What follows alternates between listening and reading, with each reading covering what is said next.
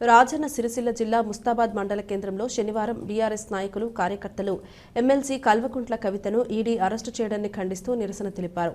Parliament ఎన్నికలు సమీపిస్తున్న సమయంలో ఎమ్మెల్సీ కల్వకుంట్ల కవితను అరెస్టు చేయడాన్ని తీవ్రంగా తప్పుపట్టారు. ఎన్నికలు సమీపిస్తున్న వేళ హుటాహుటిన అరెస్టు చేయడమేంటని ప్రశ్నించారు.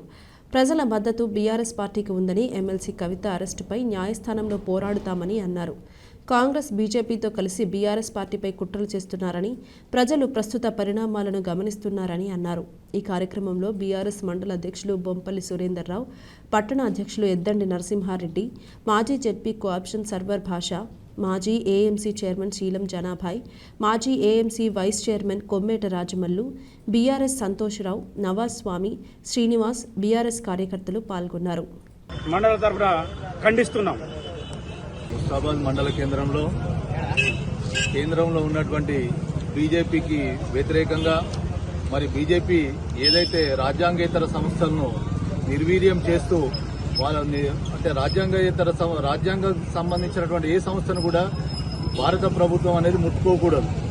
బీజేపీ చేసేటువంటి వైఖరిని, ఆ కేంద్ర ప్రభుత్వ వైఖరిని మేము నిరసిస్తూ ఈరోజు ముస్తాబాద్ మండల పార్టీ ఆధ్వర్యంలో ఈ ధర్నా కార్యక్రమాన్ని, నిరసన కార్యక్రమాన్ని చేపట్టినాం.